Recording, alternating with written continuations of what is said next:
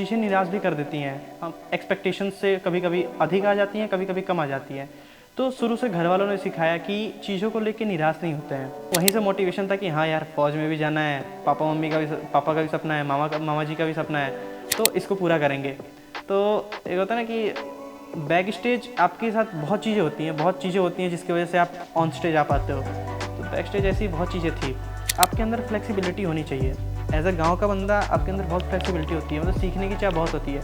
आपको पता है कि हाँ यहाँ पे आप गलत कर रहे हो, तो सही करने का वो होता है ना कि अंदर होना चाहिए कि ठीक है वो बता रहे तो सही बता रहे होंगे। ये चीज़ें बहुत ज़रूरी हैं, मतलब रिजिडनेस नहीं होनी चाहिए एसएसबी के लिए।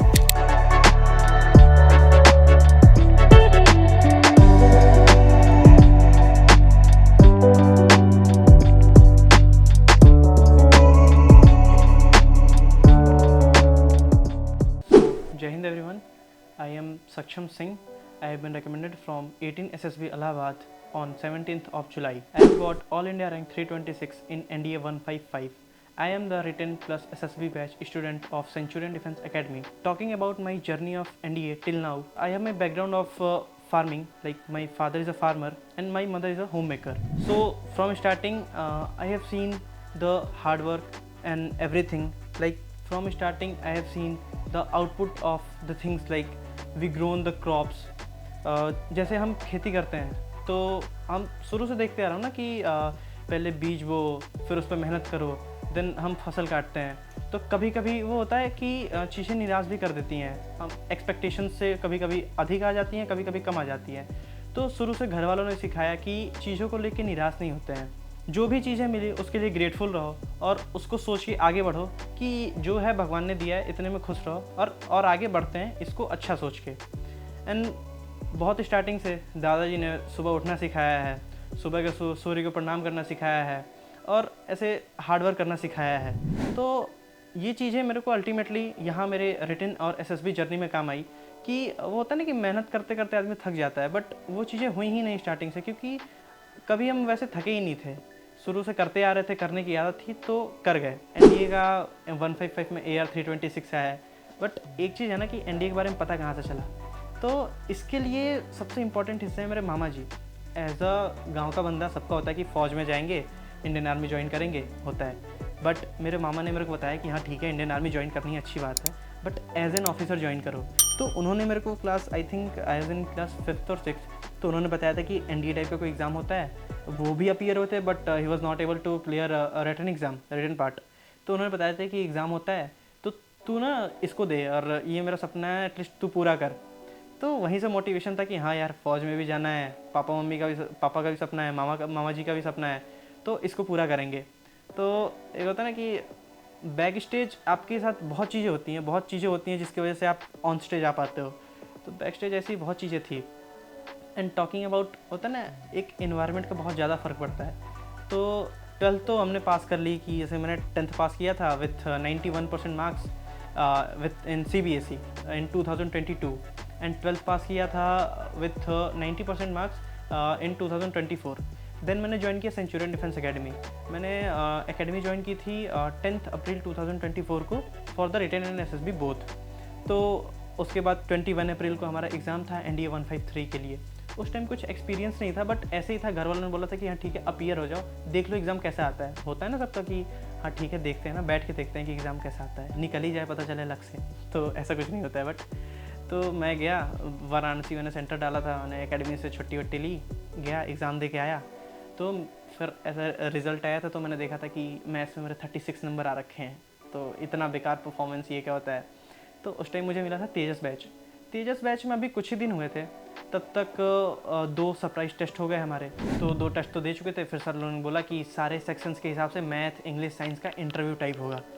तो अपीयर हुए सब लोग, मेरी उसमें आई थी आई थिंक 6th और 7th रैंक रिटन में, मतलब वो जो 2 टेस्ट के रिजल्ट थे उसमें 6th या 7th रैंक थी ऑल ओवर मिला के। देन इंटरव्यू हुआ मैथ, इंग्लिश, साइंस का, अच्छे से दिए। फिर रिजल्ट्स आए तो पता चला हाँ भाई मिक प्रो में आ चुके हैं। तो पहले दिन आए तो कुछ 90-100 बच्चे आए थे हम। तो सर लोग बहुत मोटिवेट किए हम लोग को, सर भी मोटिवेटेड थे पढ़ाने के लिए कि हाँ ये सारे अच्छे बच्चे, इनको अच्छे लेवल पे पढ़ाना है। देन उस बैच में होता है ना कि नॉर्मल बैच से बहुत ज़्यादा रगड़ के मेहनत होती थी। हमारे 2 मॉक टेस्ट होते थे हफ्ते में, एंड रिजल्ट्स हमारे शाम को ही आ जाते थे। ऐसे 2-3 दिन लगता था, हमारे रिजल्ट शाम को ही आ जाते थे। मतलब टीचर्स भी पूरे लग गए थे हमारे पे कि हाँ इनका रिटर्न निकलवा के रहना है। बट अनफॉर्चुनेटली पेपर से जस्ट 1 मंथ बिफोर मेरे को ना टाइफाइड हो गया। कुछ तो बाहर का खा लिया था मैंने, तो टाइफाइड हो गया, तो पेपर में बेस्ट परफॉर्म नहीं कर पाए। बट स्टिल मैथ्स में 88 नंबर आए थे, मैथ्स का कट ऑफ क्लियर कर लिया था, but all over cut off मेरी कुछ 16 या 17 मार्क्स से रुक गई थी। देन ऐसा हो गया था कि हाँ ठीक है, 2 रिटर्न फेल हो चुके हैं, अब क्या करें, अरे अपीयर होना है कि नहीं होना है। बट सेम पापा ने मोटिवेट करा कि नहीं यार कुछ नहीं होता है, अटैम्प्ट्स बहुत हैं, आराम से करो, हो जाएगा। NDA 155 की जर्नी चालू करी हमने अक्टूबर से। सितंबर में तो रिज़ल्ट आए थे, फिर भाई कुछ गांव में 10-15 दिन रह के यहाँ आए सेंचुरियन, हॉस्टल ज्वाइन किया। फिर सर लोगों ने एक फिर से स्पेसिफिक बैच बनाया, सुखोई रिपीटर्स। मतलब जो बच्चे मिक्प्रो के फेल हो चुके हैं या फिर फेल हो चुके हैं, फेल नहीं आप वो कह सकते हो ना कि जो गलतियों से सीख चुके हैं, तो उन्हें हम इस बैच में रखेंगे। सुखोई रिपीटर्स में फिर इसमें भी हमारी एक्स्ट्रा क्लासेस लगती थी। क्वेश्चन मतलब कॉन्सेप्ट्स तो हम कर ही चुके थे, फिर क्वेश्चंस पे ज़्यादा फोकस होता था, तो क्वेश्चंस वगैरह करते थे। उसमें भी फिर होता ना आउटस्टैंडिंग परफॉर्मेंस आने लगी मेरी, हर मॉक टेस्ट में अच्छे रैंक आ रहे हैं, हर मॉक टेस्ट में अच्छे नंबर आ रहे हैं, किसी भी टेस्ट में पढ़ के भी नहीं जा रहा हूँ तो भी मैथ्स का कट ऑफ क्लियर हो ही जा रहा है। तो एक कॉन्फिडेंस डेवलप हो गया था कि रिटर्न तो निकाल ही लेंगे। देन पेपर में अपीयर हुए, उसके बाद एज़ यूजल 10-15 दिन बाद रिज़ल्ट आया था एंड रिटर्न निकल गया था।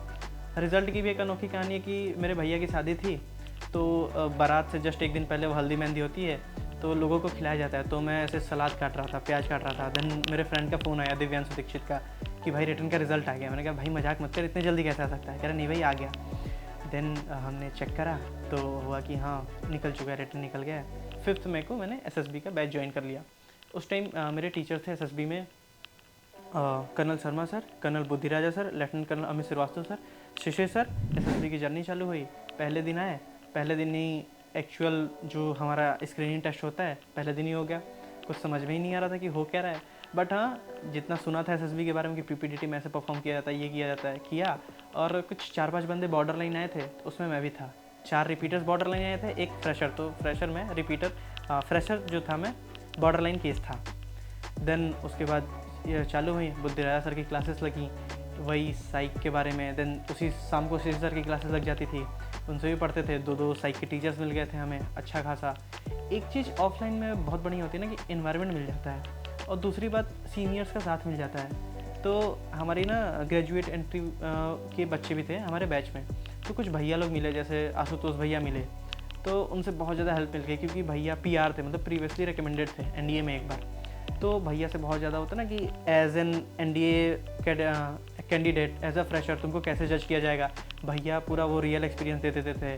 देन GTO ग्राउंड का तो एक्सपोजर आई थिंक मुझे रिटर्न में ही मिल चुका था, क्योंकि एकेडमी में हमें GTO ground as a return student ही ले जाया जाता है। तो इंडिविजुअल ऑब्स्टिकल्स के लिए कुछ SSB में आए हुए बच्चे स्ट्रगल करते थे, बट आई थिंक मैंने 3 मिनट में 16 ऑब्स्टिकल्स किए थे। तो कर्नल शर्मा से शॉक थे कि तू क्या है, कैसे कर लिया 16 ऑब्स्टिकल, कैसे कर लिया तो 3 मिनट में। तो ऐसे था, GTO का तो कुछ ना था नहीं। फिर अमित श्रीवास्तव सर ने वही PGT GD के वो मैनरिज्म वाला पार्ट क्लियर कर दिया सर ने। GP राइटिंग एक होता है, एक ना वो तरीका है कि GP लिखना कैसे है, प्रायोरिटी कैसे करना है, फिर तुम्हें टाइम डिस्टेंस कैसे वो हाईलाइट करना है, वो चीज़ें अमित श्रीवास्तव सर ने सिखा दी। बुद्धिराजा सर ने डू एंड डोंट सिखा दिए कि भाई तुम्हें ये चीज़ नहीं करनी है, तुम्हें कैरेक्टर ऐसा, हीरो ऐसा बनाना है, SRTs में ये नहीं करना है, WATs में नेगेटिव नहीं जाना है, WATs में पॉजिटिव कैसे जाएँ, किन किन वर्ड्स का यूज़ नहीं करना है। तो ये चीज़ें सर से मिल गई। सर से ऐसा गांव का बंदा तुम्हें क्या हीरो बनाना चाहिए, तुम्हारे एक्शंस क्या होने चाहिए, तुम्हारे SRT में रिस्पॉन्सेस क्या होनी चाहिए, वो चीज़ें मिल गई। ऐसा भी होता था कि मैं लाइब्रेरी में हूँ एंड मेरा कोई TAT का पिक्चर फंस गया, मैंने फ़ोटो खींची, सर को भेजी कि सर इस पिक्चर पे ये थीम चल जाएगी क्या। सर का इंस्टेंट रिप्लाई आता था कि नहीं ये नहीं, तेरा अच्छा है बट इसको ऐसे इंप्रूव कर सकते हैं। तो ऐसे हेल्प मिलती थी। उसके बाद ऐसा मैं हॉस्टल में था, तो हॉस्टल में ये होता है कि मैं ऐसे रिटर्न क्लियर हो गया था, तो रिटर्न वाले बंदे पूछने आ जाते थे भैया स्ट्रेटजी वगैरह। तो होता ना कि एक्सचेंज बराबर का होना चाहिए, बार्टर सिस्टम। तो मैं स्ट्रेटजी बता देता था, उसके बाद मैं उनको रोक लेता था कि ठीक है भाई तुम 10 मिनट रुको, मैं लेक्चर 8 दूंगा। मेरी लेक्चर 8 की प्रैक्टिस ऐसे हो जाती थी। स्पोकन क्लास अगर मिस भी हो गई तो रात को हॉस्टलर्स के साथ ऐसे 11-12 बजे लेक्चर 8 की प्रैक्टिस कर लेते हैं। GD की प्रैक्टिस वहीं हॉल में SSB के बच्चे होते थे तो कभी कभी GD कर लेते हैं। तो एज अ फ्रेशर रिकमेंड होने का वो होता है ना कि यही है कि मतलब जितने रिपीटर से तुम ले सकते हो मटेरियल कि हाँ भाई तुम ऐसे बता दो, ऐसे मेरे को एसेस कर लो। एक आपके अंदर फ्लेक्सिबिलिटी होनी चाहिए। एज अ गाँव का बंदा आपके अंदर बहुत फ्लेक्सिबिलिटी होती है, मतलब सीखने की चाह बहुत होती है। आपको पता है कि हाँ यहाँ पे आप गलत कर रहे हो, तो सही करने का वो होता है ना कि अंदर होना चाहिए कि ठीक है वो बता रहे तो सही बता रहे होंगे। ये चीज़ें बहुत ज़रूरी हैं, मतलब रिजिडनेस नहीं होनी चाहिए एसएसबी के लिए। अगर आप रिजिड हो ना कि आप अपने आप को ही मान रहे हो कि नहीं मैं ही सही हूँ, तो वैसे नहीं चलता। अगर कुछ बता रहा है, कोई एक्सपीरियंस बंदा, तो कुछ सोच के बता रहा है, कुछ एक्सपीरियंस करके बता रहा है, तो सही ही बता रहा होगा। तो ऐसी कुछ जर्नी थी। एंड वही है कि अगर आपका इंटेंट सही है कि हाँ भाई करना है एंड सही मन से कर रहे हो और हार्ड वर्क भी कर रहे हो, तो फिर भगवान भी कर ही देते हैं, वो भी पुश कर ही देते हैं। होता है फेट और कर्मा के लाइन जब मैच हो जाते हैं तो चीज़ें आपको मिल जाती हैं। शुरू से भले ही किसान फैमिली से थे, बट साथ वैसा मिला, माँ बाप इतने अच्छे मिले, सपोर्टिंग माँ बाप मिले, बहन मिली इतनी सपोर्टिंग, ऐसे मामा मामी लोग मिले जो अच्छे से गाइड किए मेरे को कि भाई तू ऐसे चल, तेरे परफॉर्मेंस अच्छे हैं तो इस डायरेक्शन में जा।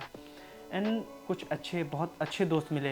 यही नहीं कहूँगा मेरे आदित्य सत्यम अच्छे दोस्त हैं तो सिर्फ वही दोस्त हैं, नहीं, मेरे को हॉस्टल में अच्छे दोस्त मिले, सपोर्टिव दोस्त मिले कि हाँ भाई आज खेलेंगे, अरे तुझे पढ़ना है ठीक है तू पढ़, आज हम भी नहीं खेलेंगे हम भी पढ़ ही लेते हैं। तो ऐसे दोस्त मिले हॉस्टल में, इन्वायरमेंट मिला, सेंचुरियन में रिफ्रेशमेंट कैंप्स मिले कि भाई कभी मैराथन दौड़ने चले जा रहे हैं हम सर के साथ, कभी दैनिक जागरण चले जा रहे हैं, कभी गोमती नगर चले जा रहे हैं, या फिर एनुअल फंक्शन हमारा इतना अच्छा हो जाता था, न्यू ईयर पार्टी हो जाती थी, वैसे ही उतना डांस इन्जॉय, मतलब आप एक शेड्यूल फॉलो करते करते बोर हो जाते हो, देन तब तक एक कुछ कैंप वगैरह पड़ जाता था, हम इन्जॉय कर लेते थे।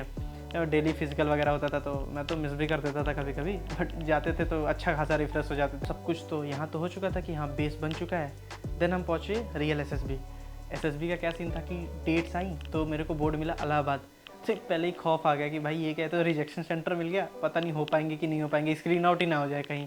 बट हाँ अच्छी खासी प्रैक्टिस यहाँ हो रखी थी, OIR वगैरह बहुत ज़्यादा प्रैक्टिस किए थे, तो ये था कि OIR वगैरह में अच्छा प्रैक्टिस कर लेंगे। हॉस्टल में नरेशन किया था तो नरेशन पार्ट पे कॉन्फिडेंस था, GD किया था यहाँ सेंचुरियन में तो GD पे भी कॉन्फिडेंस था, स्टोरी वगैरह तो हम लिख ही लेते थे अच्छा खासा। देन हम रिपोर्ट किए, हमें OIR हुआ, 2 OIR हुआ, OIR 1 एंड OIR 2। देन PPDT वाला पार्ट, एक सिंपल सी पिक्चर है हमें, लकली हेजी नहीं थी, थोड़ी क्लियर थी, TAT टाइप पिक्चर थी। लाइब्रेरी का बैकग्राउंड था, मैंने अपना थीम बनाया जो मैंने सोच रखा था, डिबेट कंपटीशन का थीम बनाया। देन 15 लोग के ग्रुप बांटे गए, I am my chest number 26 at the time of my screen इन। तो हमारा सेकेंड ग्रुप था, पहला 15 बंदों का ग्रुप गया, देन हमारा ग्रुप गया। तो ग्रुप में फिर नरेशन चालू हुआ, नरेशन अच्छा खासा कॉन्फिडेंस के साथ अच्छे से नरेट किया with clarity of speech and with a very good pace. Then GD किया, देन GTO ने थीम पिकअप किया 3 लोगों का, उसमें मेरा भी एक थीम था कि हाँ this can be a theme of on this picture. तो डिबेट कंपटीशन भी मेरा थीम था उसमें, तो ऐसा कॉन्फिडेंस हो गया था कि हाँ यार स्क्रीनिंग तो हो जाएंगे। रिजल्ट आया, तीसरे नंबर पर मेरा नाम बोला गया था, तो Saksham Singh and the roll number and date of birth, तो स्क्रीनिंग हो गए थे। देन चेस्ट नंबर मिला मुझे 3। उसके बाद हमारा सेकेंड डे साइक टेस्ट हुआ, तो हमारी रणनीति बुक में 48 पिक्चर्स हैं साइक के लिए और 11 पिक्चर्स हमें दिखाई जाती हैं, 12 तो ब्लैंक ही होती है, तो 6 और 7 पिक्चर्स तो मेरी रणनीति बुक से थी। WAT प्रैक्टिस करी थी तो WAT भी मिल गई थी, SRTs लगभग मैंने 1000-1500 प्रैक्टिस कर ली थी, तो SRTs भी बहुत सारी मिल गई थी। उसी दिन मेरा इंटरव्यू हो गया, डेप्यूटी प्रेसिडेंट के साथ मेरा इंटरव्यू था, इंटरव्यू हो गया। इंटरव्यू भी मतलब होता ना कि अकॉर्डिंग टू मी चला था, क्योंकि वो बार बार मेरे को लैंग्वेज चेंज करने को बोल रहे थे, मेरे को डर था कि मैं इंग्लिश बोल पाऊँगा अच्छे से कि नहीं, बट हाँ बहुत कॉन्फिडेंस के साथ बोल दिया था क्योंकि यहाँ पे इंटरव्यूज़ हो रखे थे अच्छे खासे।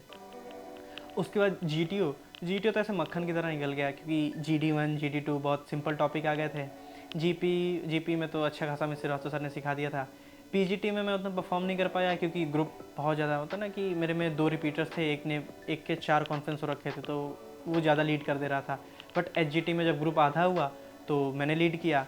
फिर कमांड टास्क हुआ, कमांड टास्क में हमारे 2-3 लोगों ने मुझे बुलाया और 2 लोगों ने आइडिया मेरे से ले लिया, एंड मैंने भी अपना कमांड टास्क बहुत अच्छे से करा। इंडिविजुअल ऑब्स्टिकल, आई थिंक उस दिन बारिश हो रही थी तो कोई रस्सी चढ़ पाए नहीं थे। मेरे ग्रुप 10 लोग के ग्रुप में ना किसी ने ऑब्स्टिकल्स पूरे नहीं करे थे, बट मैंने 10 करके 2 रिपीट भी कर दिए थे, मैंने 12 ऑब्स्टिकल्स किए थे। उसके बाद FGT हुआ एज़ यूजुअल हमारा, तो फाइनल ग्रुप टास्क में भी मैंने और मेरे एक दोस्त ने लीड करा था, chest number 3 and chest number 9, और हम दोनों रिकमेंड हुए थे। तो SSB का कुछ ऐसे प्रोसेस था। कॉन्फ्रेंस के दिन मेरी थोड़ी वेटिंग थी एंड कॉन्फ्रेंस चला था मेरा 2-3 मिनट तक। ब्रिगेडियर के कुछ वही सिंपल क्वेश्चन थे, why have taken the drop and all, क्योंकि मैंने 12th पास करने के बाद किसी कॉलेज में एडमिशन नहीं लिया क्योंकि मुझे NDA ही जाना था। तो ड्रॉप ले रखा था, तो उसी को जस्टिफाई कर दिया। एंड देन रिजल्ट्स आए कि हाँ भाई रिकमेंड हो गए।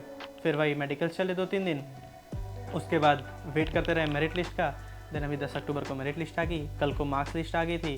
423 मार्क्स थे मेरे रिटन में और 406 मार्क्स थे मेरे एसएसबी में। Then I got my all India rank 326। So this was my journey to get all India rank 326। Thank you everyone. अगर देश की वर्दी पहनना है आपका भी सपना, तो आपकी मंजिल तक पहुंचाने के लिए सेंचुरियन डिफेंस एकेडमी है आपके साथ, जो है डिफेंस एग्जाम्स की सफलता में एक भरोसेमंद नाम। यहां आपको मिलता है बेस्ट मेंटर्स का मार्गदर्शन, regular classes, extensive study material, experienced SSB expert से training, largest GTO ground, weekly mock test और रेगुलर डाउट क्लियरिंग क्लासेस जैसी कई सुविधाएं, ताकि आपकी डिफेंस प्रिपरेशन हो पूरी A to Z।